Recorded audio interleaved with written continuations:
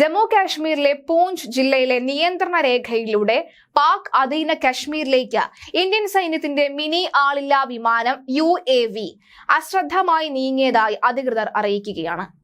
ഭീംബർ ഗലി പ്രദേശത്തെ ഉൾപ്രദേശങ്ങളിൽ പരീക്ഷണ പരിശീലനത്തിൽ ഏർപ്പെട്ടിരുന്ന UAV ചില സാങ്കേതിക തടസ്സങ്ങൾ സൃഷ്ടിക്കുകയും ഓപ്പറേറ്ററുമായുള്ള നിയന്ത്രണം നഷ്ടപ്പെടുകയും അതുവഴി നിയന്ത്രണ രേഖയുടെ മറുവശത്തേക്ക് നീങ്ങുകയും ചെയ്തു. നിയന്ത്രണ രേഖയുടെ മറുവശത്തുള്ള നിഖിയൽ ബെൽറ്റിൽ വീണതായാണ് അവിടെയുള്ള സൈനികർ വീണ്ടെടുത്തതായും കരുതപ്പെടുന്നുണ്ട്.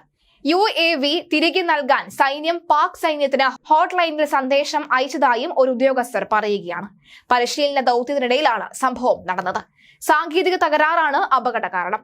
പാക് സേന ഇത് കണ്ടെടുത്തതായും സൈന്യം അറിയിച്ചിട്ടുണ്ട്. രാവിലെ 9:25 ഇന്ത്യൻ മേഖലയിൽ പരിശീലനത്തിനിടയിലായിരുന്നു സംഭവം. ഇന്ത്യൻ മേഖലയിൽ പറക്കുകയായിരുന്ന ആളില്ലാ വിമാനത്തിന് സാങ്കേതിക തകരാറിനെ തുടർന്ന് നിയന്ത്രണം നഷ്ടപ്പെടുകയായിരുന്നു.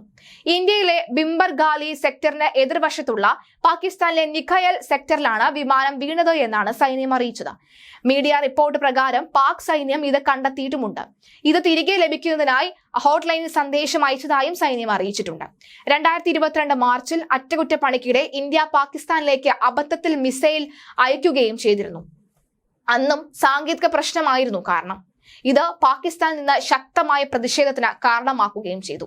ഇതുവരെയും അത്തരത്തിലുള്ള പ്രതിഷേധങ്ങൾക്ക് വഴിവെക്കുന്ന തരത്തിലുള്ള നീക്കങ്ങളൊന്നും തന്നെ പാകിസ്ഥാനിൽ നിന്നും ഇതുവരെയും ഉണ്ടായിട്ടില്ല. അത്തരത്തിലൊരു നീക്കം ഉണ്ടാവുകയാണെങ്കിൽ കൃത്യമായി അവിടെ നിന്നുണ്ടായിട്ടുള്ള ഓരോ കാര്യങ്ങളും അക്കമിട്ട് ഇന്ത്യ നിരത്തുമെന്ന കാര്യത്തിലും സംശയമില്ല.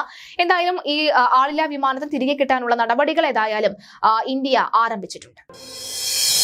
മലയാളി വാർത്താ plus, like, share and subscribe.